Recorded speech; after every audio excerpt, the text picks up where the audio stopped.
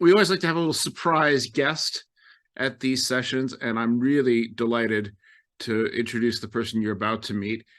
He is a true music industry legend, uh, which usually means that you haven't heard from him in a while. But he's got a new book out, so you have heard from him recently. I first came across this gentleman's work in a wonderful book about Toscanini many, many years ago. And now he's got a book out about Mahler. And it's great pleasure to welcome one of America's foremost writers on music, former artistic planner of the Brooklyn Philharmonic, and all around musical guru, Mr. Joseph Horowitz. Joe, welcome to Cocktails and Conversations. Oh, I just managed to unmute myself, I think. Very it. happy to be here. Glad you remember Understanding Toscanini, my most notorious book. A notorious book is a good thing because it means it's stuck in the memory of many people. I thought actually, given that that was my first contact with your work, and you do have a new book about Mahler, I don't know if you cover in either of them their interactions in New York when they were both there at the same time. And I thought it might just be an interesting topic to see what you think of the relationship between Mahler and Toscanini, and how things in the Metropolitan Opera changed between those two guys. Well, that's a bewildering topic. Mahler got there first. He had no idea that Toscanini and Gatti-Casazza, this incredible Italian juggernaut, was completely unexpected.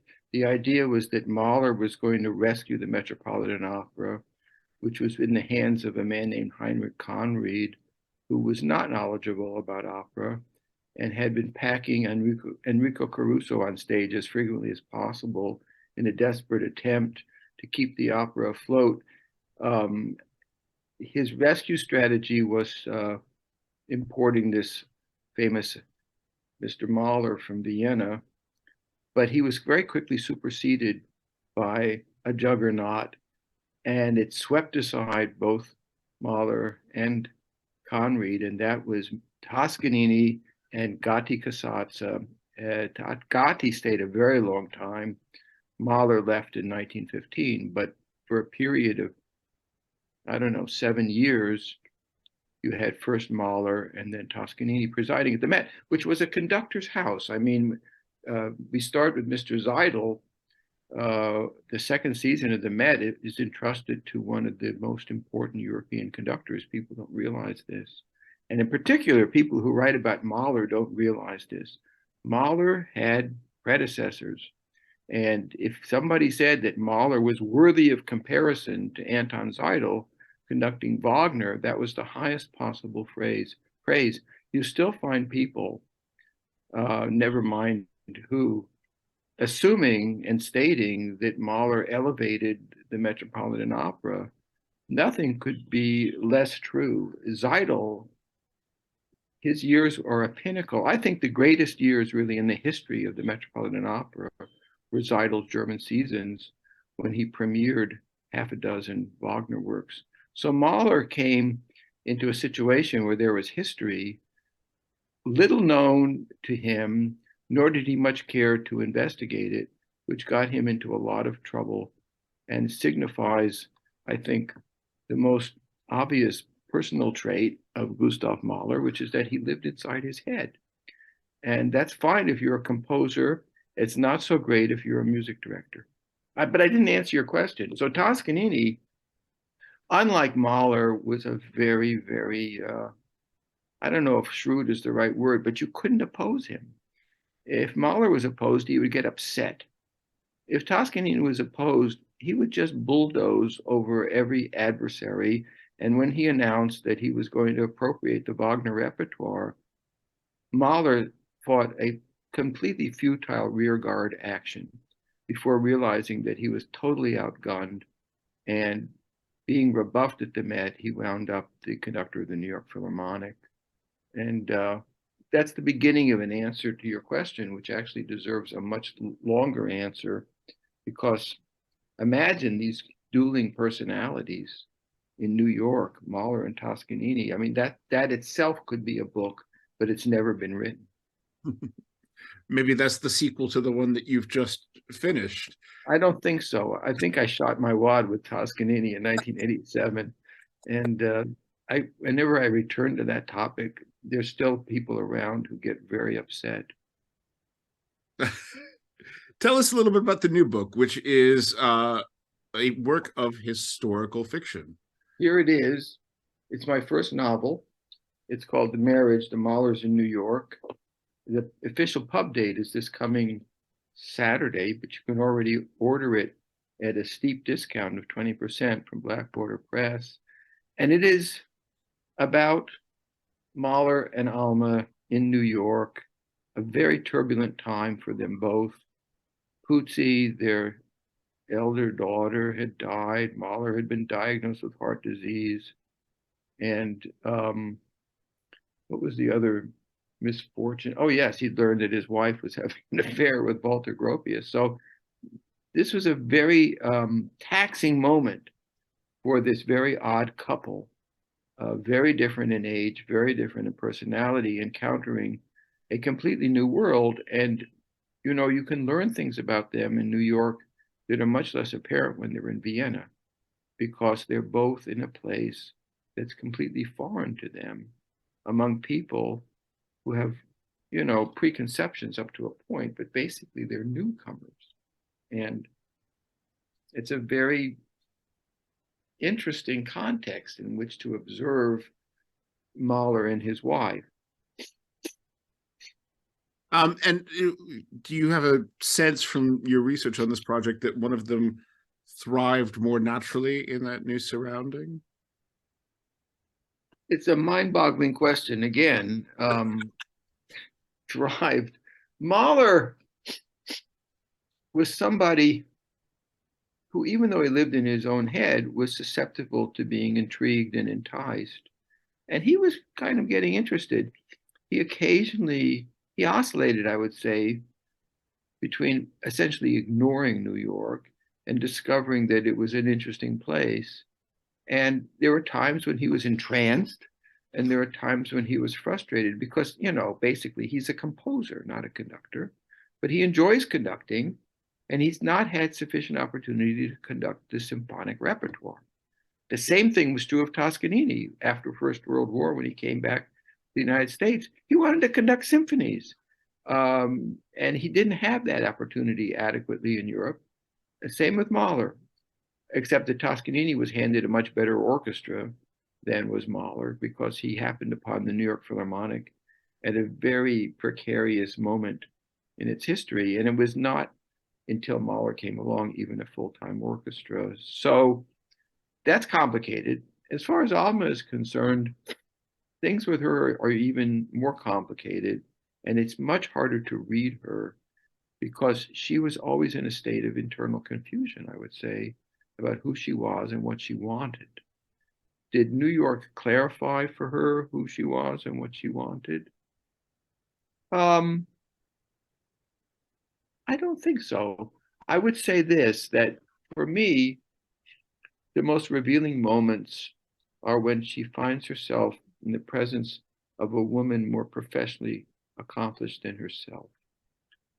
You know, you learn things when you write historical fiction. There's a preface to the book about why historical fiction, and one answer is, I think it's an indispensable tool for the cultural historian, because when you're forced to figure out what someone would say or how they would behave in a specific situation, you learn a lot. And what I mainly learned, I would say, about Alma in writing this book is that when she's in the presence of Natalie Curtis, who's a young ethnomusicologist, or Olive Fremstadt, who's a highly accomplished soprano, or Lily Lehmann, who was an accomplished soprano whom she already knew from Vienna, it made her realize, excuse my hay fever, it made her realize what she wasn't, which is she wasn't a person who really knew what her purpose was.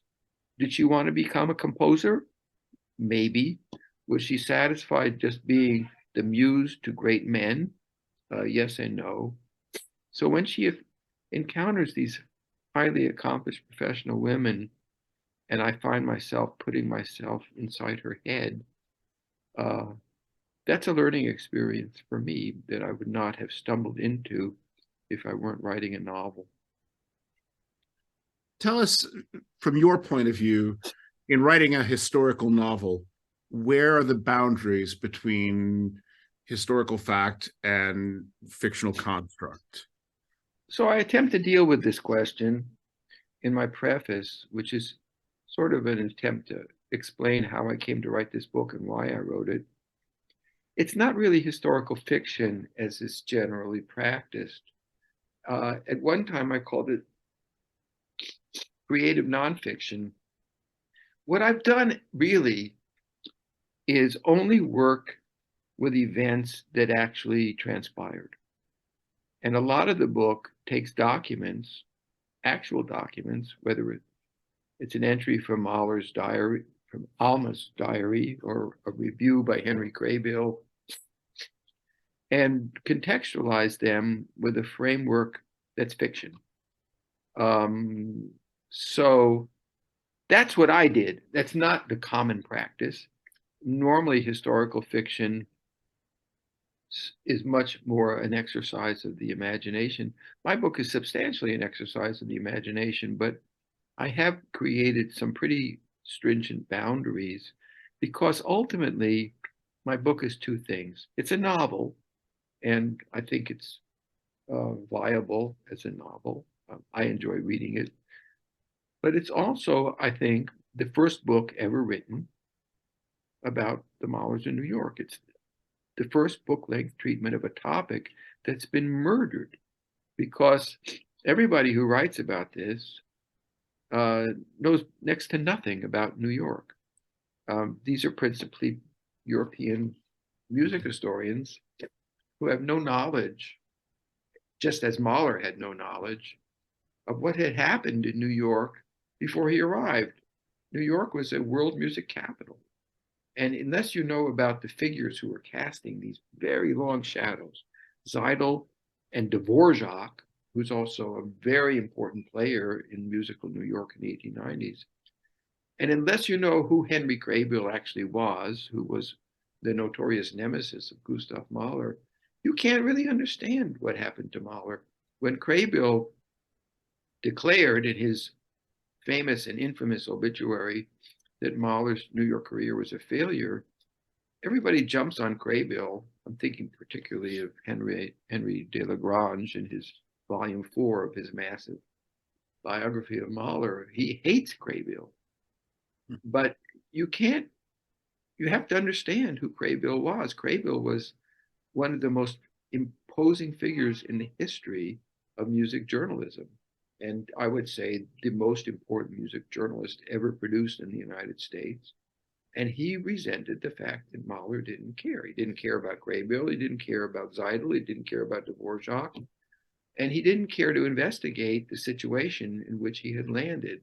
There's in particular a point of crisis between these two gentlemen, which tells you a lot about both of them. Mahler was about to conduct the American premiere of his first symphony, and Craybill wrote him a note and said, Craybill was, among many other things, the program editor of the New York Philharmonic. He was a phenomenal autodidact, a very imposing man. You don't fool around with Henry Craybill. And Craybill wrote him a very polite inquiry, can I please quote the letter in which you describe the program of the First Symphony. Today, if you read a program note, I'm going to sneeze, I'm so sorry, about Mahler's First Symphony, very often the annotator will quote this letter in which Mahler reveals the program of the symphony. But by this time, Mahler no longer wished to acknowledge this program. He wanted people to just listen to the music and experience it however they wish. And so he said to Craybill in a letter in response, no, you don't have my permission. What's more, I don't like anybody writing about music. People should just hear my symphony. Don't write anything. Well, Craybill, of course, took offense, and he wrote a priceless program note in which he reported Mahler's views on the uselessness of all program annotations for symphonic works. And after that, the relationship just deteriorated further. And you can learn a lot about both of these guys from the way that they handled themselves in this exchange. Do you think part of that was due to the fact that so much music criticism in Vienna was very much factionalized along,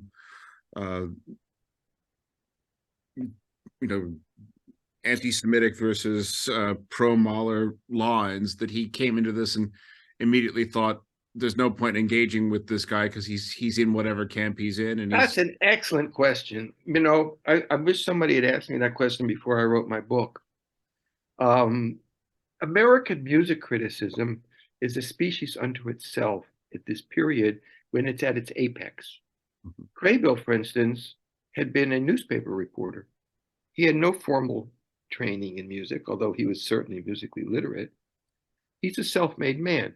He's an American, and he does things that you don't find in any European tradition of music journalism. For one thing, he files his stories the same night. This was never done in Europe. But he's a reporter, he's a journalist. So after the performance, he goes back to the office, he writes his review, and it's in the paper the next morning. That was never done in Europe. And he's also just, as I said, he's the program annotator for the Philharmonic. He's the major American authority on Beethoven. He's editing Thayer's History of Beethoven. He's the major American authority on music and race. He is in no way cordoned off from this musical community. He's a part of the musical community. And so he violates any preconception that Mahler may have had about the role of a music critic. As far as the factionalization of critics, that'll always be the case. And certainly there were critics in New York, in particular the guy at the Musical Courier who disliked Craybill. There were factions, but they weren't factions of anti-Semitic versus pro-Mahler critics because, as Mahler may or may not have noticed, there was no anti-Semitism in the musical press in New York, and a lot of the critics were Jewish. And it's one of the striking features of Wagnerism in America that it doesn't pick up on Wagner's anti-Semitism. And if it does, it tries to make excuses for it. What's really interesting to me, this is a real can of worms, is that Mahler has the same problem in New York that he has in Vienna. So you can't blame his problems in Vienna on these anti-Semitic critics.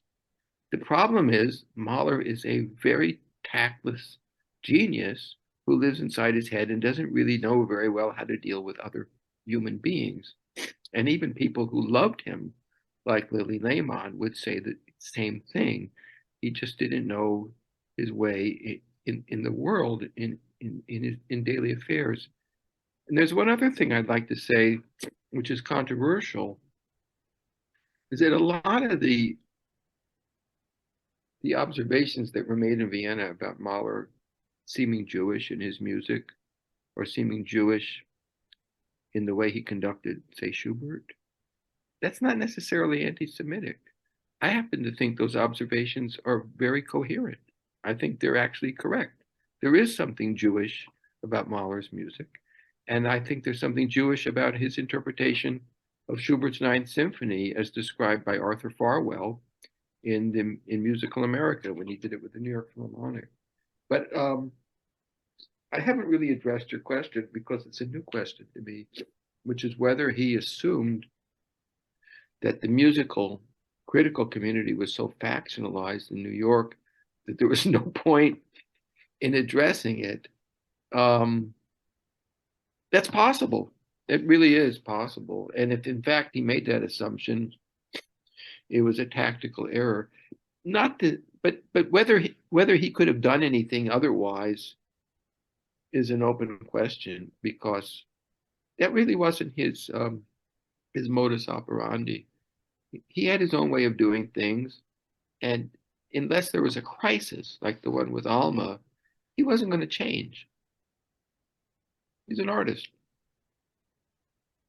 Joe, it's absolutely fascinating, and you've got me so excited about having you in Boulder for a few days to explore some of these over one of Ron's cocktails, perhaps.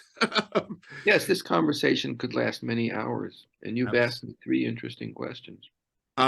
Before we go, can we do another plug for your book? You want to hold up a cover and if I can stop my nose from dribbling, I will hold it up again. And there it is. It's not very expensive. I think it's $18 or $19. And a bunch of people have said that it's a wonderful and important book. They're all quoted in the beginning of the book. Joanne Falletta of the Buffalo Phil says that I've portrayed Mahler with more power and poignancy than anyone else ever has. So, including Mahler himself. What? I said, including Mahler himself. He seemed to always be portraying himself in music, but well, yes, I think Joanne is wrong. The best portraitist of Mahler is indeed not only in his symphonies but in his letters. Yeah, is Mahler himself, without and a his doubt. Songs for sure, of course. Yeah. Yeah. Oh well, thank you so much for doing this. Looking forward to seeing you in person in a couple of weeks. And this is fun. Thank you very much, Ken. I look forward to meeting you in person in Boulder.